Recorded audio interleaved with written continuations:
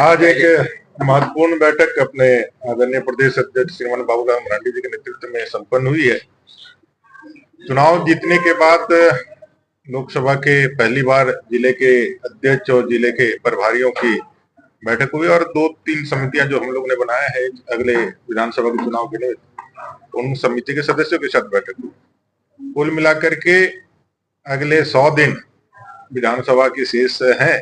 और इसे 100 दिनों में कैसे भारतीय जनता पार्टी को एक्ट करना है, उसके लिए रणनीति जो हम लोगों की माननीय अपने प्रभारी श्रीमान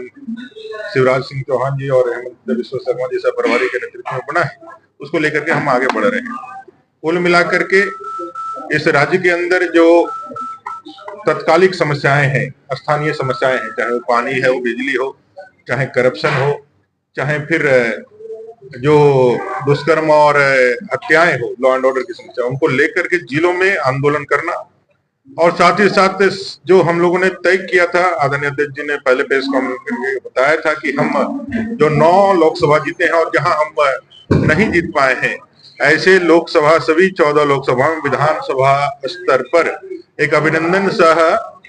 विजय संकल्प सभा करना है। वो विजय संकल्प सभा आने वाले विधानसभा के चुनाव के निमित्त यह लेकर के आज की बैठक हुई है और 6 जुलाई से लेकर के 15 जुलाई तक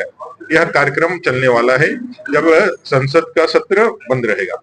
एक बड़ा विषय जो सामने आया है वो बहुत गंभीर भी विषय है, जैसे डेमोग्राफी चेंज की हम लोग बातें करते हैं, उसमें कैसे मतदाता सूची को लोगों ने प्रयोग किया है। राजमहल से अपने विधायक है माननीय अनंत ओझा जी, उन्होंने इसको लिखित किया है कि किस तरह से उस राजमहल विधानसभा क्षेत्र में उनके विधानसभा में 50,000 वोटर बढ़ गए और वहीं 19,000 वोटर कटे हैं। तो ये 50,000 वोटर बढ़ने का जो आंकड़ा है, और भी जो अलग अलग ऐसे डेमोग्राफी जहां जहां से चेंज हो रही, चाहे पाकुड़ में 70,000 वोटर का बढ़ना हो, जो 2014 और 2019 में अनुपातिक रूप से 10,000 उस विधानसभा में बढ़ने का होता था, वो 2019 से 2024 में 50,000, 60,000, 70,000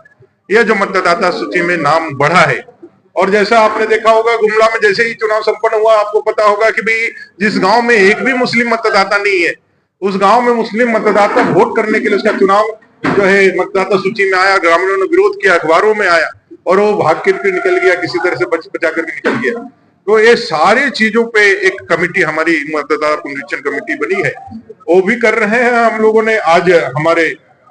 यहाँ के प्रतिनिधि मंडल आज यहाँ अपने चुनाव आयुक्त को एक